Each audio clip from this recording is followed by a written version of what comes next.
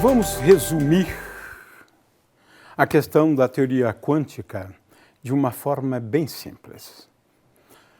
A teoria quântica, ela foi desenvolvida para descrever a natureza dualística da radiação, teoria quântica de campos, segunda quantização, e para descrever, veja bem, o comportamento ondulatório da matéria, ou seja, o comportamento dualístico da matéria. Então, vamos nessa aula falar sobre o comportamento corpuscular da radiação. É claro que a gente já sabia sobre o comportamento ondulatório das ondas eletromagnéticas, eu não vou nem discutir isso. Nós sabemos disso, não? A gente pode, no caso aqui, fazer uma pequena recapitulação, não?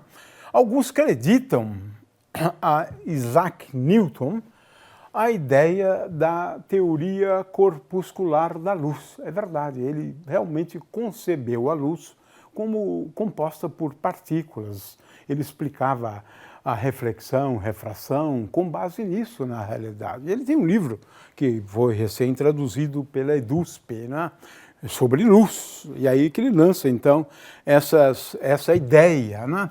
Agora, Newton era muito famoso, né, e todo mundo respeitava muito Newton. E a teoria corpuscular ficou por algum tempo, né, como a teoria, né, para explicar a luz. Mas eis que em 1840 tivemos uma experiência, né, famosíssima, na qual a gente comprovava a natureza ondulatória da luz. Né? Nessas experiências, né, envolvendo interferência da luz, que foram as primeiras experiências, ao redor do ano de 1840, a famosa experiência de Young. Né? O fato é que, depois de 1840, aí o pessoal já não dava mais bola para a teoria do Einstein, não, do Newton, não. Natureza corpuscular, de jeito nenhum, natureza ondulatória. Que era uma ideia, na verdade, de Huygens, contemporâneo de Newton. Huygens defendia a natureza ondulatória da luz. Né? De forma que, veja, duas correntes já do tempo de Newton, eles eram contemporâneos. Né? Mas eis que Maxwell, na sua teoria, ele comprovou que é isso mesmo, porque ele explicou até mesmo que campos eram esses, né, que se propagavam. Ou seja, essas ondas eletromagnéticas representam a propagação de campos. Portanto, Maxwell praticamente encerrou, ou teria encerrado o assunto, né? Porque a partir de Maxwell, aí eu diria, mas no entorno do ano de 1863, né? Veja que durou apenas 40 anos, né? Essa teoria única de luz, né? Como sendo ou tendo uma natureza ondulatória, né? Mas as ondas eletromagnéticas não deixam margem a nenhuma dúvida, né? Elas se propagam no vácuo com uma velocidade igual a c, a frequência e o comprimento de onda são relacionados, né? Como se relaciona, como de resto, todas as ondas, né? A gente pode demonstrar, né, essa propriedade aqui, né? Que a velocidade de propagação de uma onda para uma onda harmônica ela é dada pelo produto da frequência pelo comprimento de onda. E as ondas eletromagnéticas não seriam diferentes. Né? Muito bem, temos aqui todo o espectro eletromagnético. Hoje a gente entende que a luz, né, é uma parte diminuta do espectro eletromagnético. Né? Então a gente não vai repetir isto, porque muitos de vocês já conhecem isso muito bem. Né? O fato é que depois de Maxwell, praticamente ninguém duvidava mais da natureza ondulatória da luz e da radiação de uma maneira geral. Mas eis que Hertz, isso, aquele mesmo que fez aquela famosa experiência, né, produzindo ondas eletromagnéticas, ele descobriu esse efeito aqui, curioso. quando eu ilumino uma placa metálica, né, ela emite elétrons. Nada de novo, porque a teoria clássica também, em princípio, prevê isso, também prevê. Né? Mas, qual é o problema? O problema, são 4 problemas, tá certo? 4 problemas, né? E que a teoria clássica não conseguia resolver, né? São as características, né, deste fenômeno, do efeito fotoelétrico. O primeiro é o seguinte: os elétrons já saem assim que incide a radiação. Chegou a radiação, os elétrons já saem. Aí complicou. A teoria clássica não explica isso, não. Havia uma frequência, né, dessas ondas eletromagnéticas, ou da luz, né, de corte. Ou seja, luz com uma frequência menor do que essa frequência de corte, simplesmente não conseguia ejetar elétrons. Elétrons não saíam. Só saíam se a frequência fosse acima dessa frequência de corte. Uau! Isso também não dá para entender pela física clássica, não. A frequência de corte. 2 resultados, né, que totalmente imprevisíveis. Outro aqui imprevisível. O comportamento linear da energia cinética máxima dos elétrons. Os elétrons saem com energia cinética, né? E também a inclinação da reta, ela é a mesma para diferentes metais. Bom, veja, nenhuma dessas características do efeito fotoelétrico a teoria clássica consegue explicar. Grande problema para a teoria clássica. Como é que a gente entende isso, né?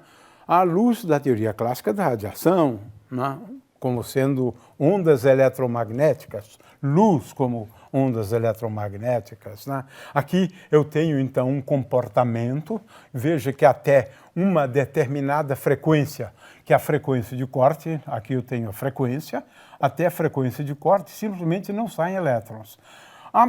Se a energia, né, ou se a frequência for acima da frequência de corte, aí, veja só, a energia cinética do elétron exibe esse comportamento linear aqui, né? É claro que aqui eu tenho uma inclinação, né, a inclinação dessa reta. O problema é determinar a inclinação dessa reta, né? Então, veja, são características, na verdade, né? E eles verificavam isso aqui, experimentalmente. Havia uma frequência, conhecida como frequência de corte, só frequências da radiação eletromagnética de luz incidente acima de uma frequência de corte eram capazes de gerar elétrons saindo do metal, né? E o comportamento da energia cinética máxima do elétron com respeito à frequência. Era um gráfico linear. Essa função aqui, função de trabalho, ela é igual à energia necessária para arrancar elétrons, porque eu preciso de fornecer energia para elétrons para eles saírem do metal. De forma que essa energia aqui é conhecida como função de trabalho. De forma que a frequência de corte é igual à função de trabalho dividido por essa constante aqui. E essa constante, né? A teoria clássica não explicava isso. A outra é essa, olha só. Para diferentes metais, a inclinação é a mesma, em função da frequência da luz incidente, né? É claro que as funções de trabalho são diferentes, né? Funções de trabalho são diferentes, né? Claro, para cada metal, né? Muito bem. Eu quero então que vocês agora assistam a esse vídeo aqui, né, do Laboratório Virtual de Física.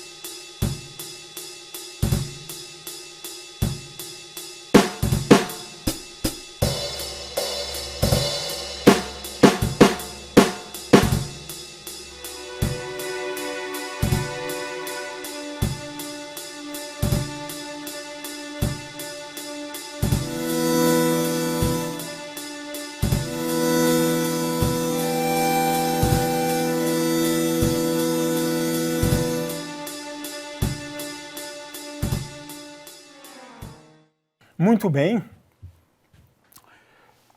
A teoria clássica era incapaz de explicar esse fenômeno. Veja, olha só. De acordo com a teoria clássica, o elétron, estando no metal, ele poderia ir capturando energia da onda eletromagnética. E em algum momento ele sairia. Em algum momento ele sairia. Mas, quando a gente faz as contas, né, você tem onda incidente sobre uma área, mas a área do elétron é muito pequena. Muito pequena. O raio clássico do elétron é de 10 a menos 15 metros. Nossa, muito pequeno. Então, tendo em vista que o elétron é muito pequenininho, ele receberia muito pouca energia. E ele precisaria de um ano mais ou menos, né, para poder acumular energia para ele sair. Ele receberia, sim, a radiação, né, e vai acumulando, depois de um ano. Mas se ele sai imediatamente, nossa, que horror, hein? Realmente a teoria clássica erra em demasia em relação a isso. Né? Não há como explicar com a teoria clássica. Né? O elétron pequenininho, recebendo energia, sendo iluminado. Né? Mantendo a iluminação, ele vai adquirindo mais e mais energia, mas demora demais, né? Precisa de muito tempo para ele sair. Isso é certo, na teoria clássica, realmente. Aí vem esse senhor aqui, né? Albert Einstein, em 1905, ele propôs, né, que para explicar aquele efeito lá, ele propôs isso para explicar aquele efeito. Né? É que a radiação eletromagnética ela seria composta por partículas de massa zero, né? Conhecido como fótons. Né? Aqui eu tenho uma boa figura, né? A luz composta por partículas diminutas.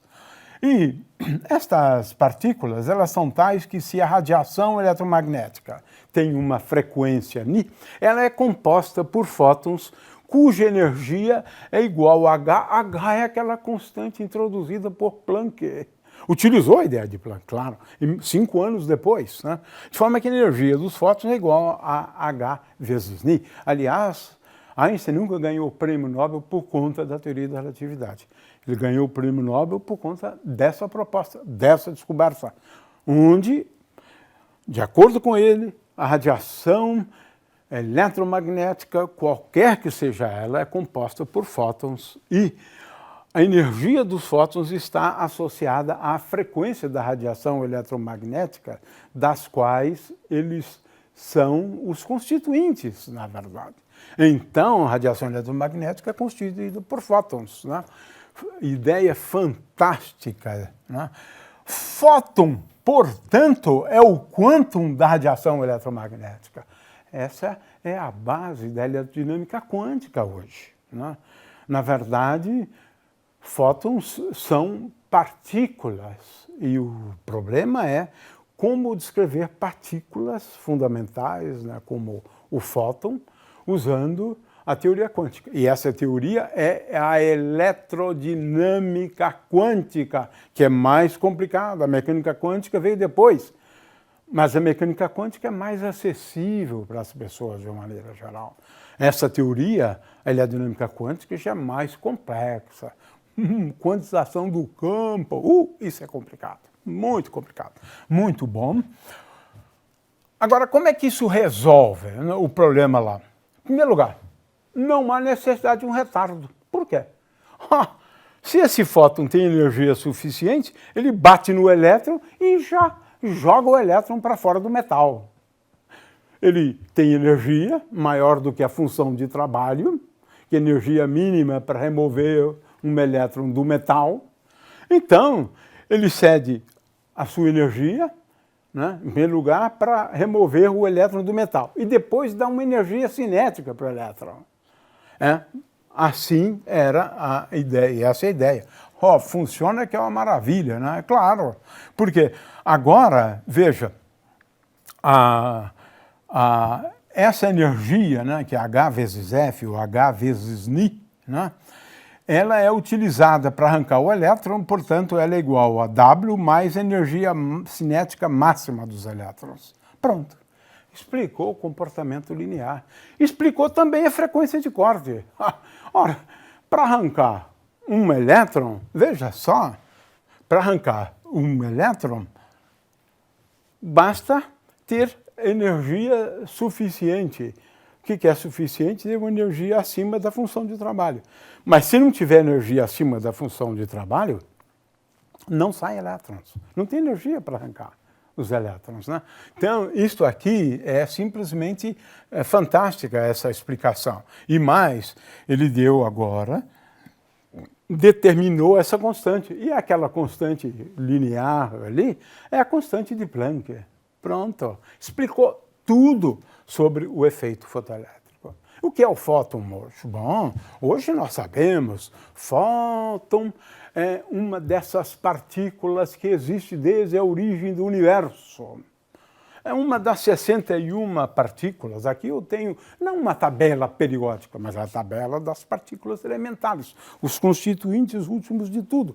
Fótons são os constituintes últimos de tudo, mas em relação à radiação apenas, né? Aqui temos elétrons e outras partículas cujo nome não é muito popular, né? A gente não ouve falar muito em up, down e assim por diante, né? Muito bem. O fato é que o fóton é uma partícula elementar com algumas propriedades. O fóton não tem massa. O fóton não tem carga elétrica. O fóton tem spin 1. São características do fóton. Fomos aprendendo isso com o tempo. Depois de Einstein, né? Aprendemos uma série de coisas. Einstein descobriu uma coisa curiosa, é que o fóton não tem nenhuma partícula mais rápida do que o fóton no universo. Não. Ele se move com velocidade igual à velocidade da luz e não tem partículas com velocidade maior do que essa. No máximo se admite um empate. Tem outras partículas de massa zero que também se propagam com a velocidade da luz. Mas só o fóton que tem essa velocidade incrível de propagação, né? Além do mais, uma coisa curiosíssima, raríssima, a velocidade do fóton é absoluta, não depende do referencial, o que é uma grande surpresa, né? E o fóton é uma partícula estável, eles existem desde o início do universo. Os fótons estão aqui no universo há 13,7 bilhões de anos, quando o universo começou, no Big Bang. O fóton, portanto, é uma partícula estável, E eles estão por aí, abundando em todo o universo, né? Eles existem em cada canto do universo. Ele tem uma energia que é dada por H vezes I, tem momento linear também, né? O fóton... peraí, mas isso é curioso, hein? Isso é curioso, sim, é curioso. Porque ele não tem massa, mas momento não é igual a m vezes v? Para o fóton, não. Momento, portanto, é uma grandeza fundamental, né? Uma grandeza fundamental. Mais do que velocidade, porque eu não defino o momento como algo vezes v.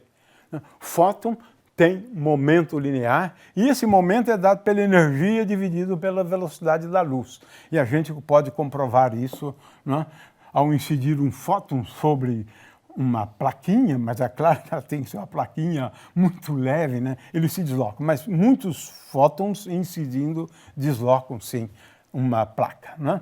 O fato é que o fóton não tem massa, né, mas tem momento linear, uma coisa curiosa. Aqui eu tenho a expressão para constante H, que num dos slides estava realmente escrito errado, né? 6,63 vezes 10 a menos 34 joules por segundo, okay? Muito bem. O fato é que nada se propaga mais rápido do que o fóton. E uma outra coisa curiosa, né, é que a velocidade do fóton ela é absoluta.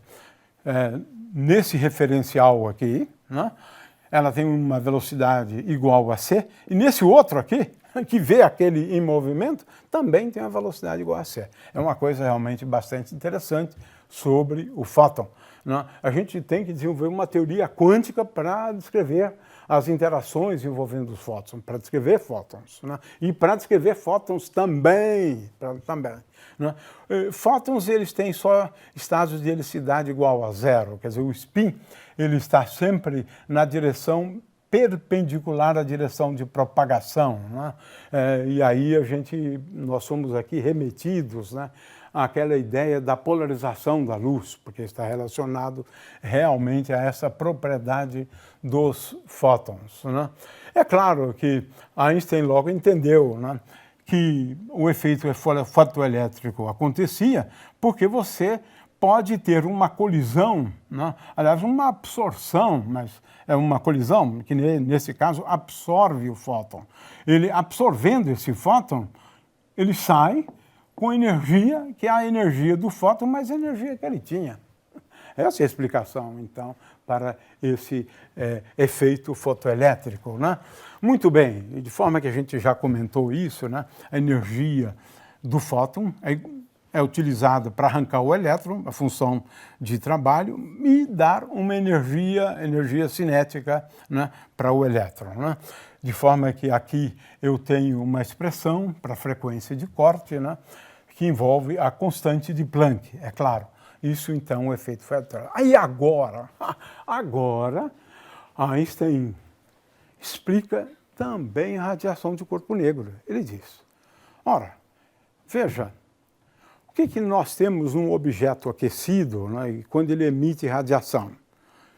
Ele vai emitir um fóton, 2 fótons, N fótons. De forma que aquelas energias, né, são quantizadas por isso. É porque o fóton é o quantum do campo eletromagnético. Consequentemente, a energia, né, de um conjunto de fótons, de N fótons, é N vezes a energia de um fóton. Eu posso ter N fótons com a frequência N. Ou seja, ele agora acabou explicando, na realidade, né, o que Planck havia feito. Planck desenvolveu uma teoria fenomenológica. Ele não tinha tanta clareza sobre o que ele estava fazendo. Ele sabia, com certeza absoluta, que dava certo, e dava mesmo, né? Mas agora a gente precisa evocar, né, a teoria de Einstein para entender melhor aquela natureza discreta das energias dos osciladores harmônicos, né? Muito bem. O efeito Compton, né? Esse aqui é um efeito que Compton explicou. Qual o efeito? Chega radiação com comprimento de onda lambda ou com frequência νe e sai essa radiação com comprimento de onda nilinha, né? E agora se sabia de uma coisa curiosa, né? É que a relação entre nilinha e ni envolvia um ângulo θ, de acordo com essa expressão, né? De acordo com essa expressão. O problema é, agora, explicar isso, né? O comportamento da radiação, né, que sai em relação à radiação que entra, né, em termos de comprimento de onda, envolvendo esse ângulo θ aqui. O que o Compton fez? Ele fez as contas levando em conta a colisão, como bola de bilhar, de um fóton com um elétron. Sim, ele estudou esse tipo de processo. Colisão de um fóton, agora admitido como partícula, né? Como um corpúsculo. Colisão de uma partícula com outra partícula. E agora o que ele fez? Usou as leis das colisões. Conservação de energia e conservação do momento. Só isso. Aí tem algumas contas. Sugiro que vocês deem uma olhadinha na apostila. Ali fazemos todas as contas passo a passo. Não temos tempo para fazer isso, mas esse indivíduo que ganhou o prêmio Nobel por isso, ele acabou fazendo uso só desse conceito de colisões de partículas, né? Utilizando energia antes igual a energia depois, momento antes igual a momento depois. Aí tem que fazer conta, né? E ele acabou, então, concluindo isso que nós havíamos dito anteriormente, né? Encontrou uma expressão para a diferença de comprimentos de onda da luz incidente e da luz emergente, né? Ou da radiação emergente, né? Encontrou esta expressão que se verifica experimentalmente. Então, mais um ponto aqui para Einstein, né? Porque ele explicou esse efeito aqui, conhecido como efeito Compton, né? O fato é que hoje nós sabemos que os fótons são super relevantes, né? No nível atômico e subatômico, tudo envolve interações envolvendo fótons. Hoje não temos mais a menor dúvida sobre essa natureza dual da radiação. Fóton é o conceito importantíssimo na física, como uma das partículas, né? E para descrever fótons, interações de fótons, né, foi desenvolvido a eletrodinâmica quântica, que é a teoria quantizada, né? Pela segunda vez, a teoria quântica de campos. Como eu disse antes, as coisas não são muito fáceis para descrever o aspecto quântico da radiação, a interação do quantum, do campo eletromagnético, que é o fóton, com as demais partículas, né? Vamos mais tarde falar um pouco sobre isso, quando abordarmos a questão da segunda quantização, né? Mas hoje sabemos que os fótons são as partículas intermediárias das interações eletromagnéticas. A cada interação eletromagnética que você pensar, nós temos trocas de fótons. Se um elétron interage com outro elétron, ele interage porque este elétron aqui emite um fóton, este aqui absorve o fóton emitido e ele sai numa outra direção.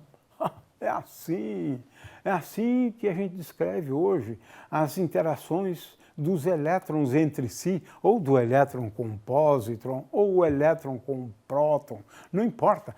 Todas as interações eletromagnéticas são intermediadas, né, pelos fótons. Fótons como as partículas intermediárias das interações eletromagnéticas. Aqui eu tenho, então, uma sequência de novo, né, onde basicamente estou repetindo, né, aquela figura. Toda interação eletromagnética. É claro que não é apenas um fóton, né? Muitas vezes são muitos fótons, né? Mas a mais simples de todas, da interação de um elétron com outro elétron, por exemplo, é mediante a troca de apenas um fóton.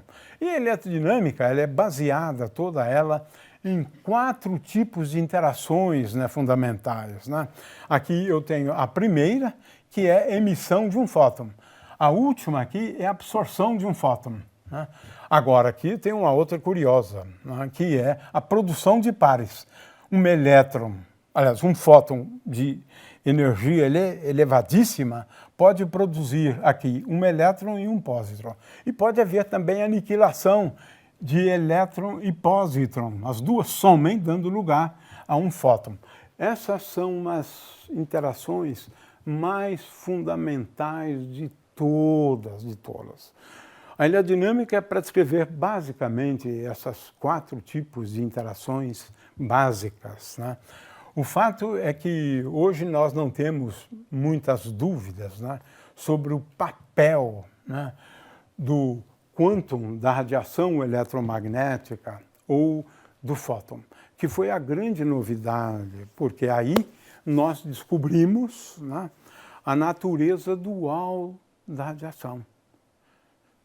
Às vezes ela se comporta como ondas e às vezes se comporta como corpúsculos. E agora precisamos de uma teoria que descreva essas duas naturezas.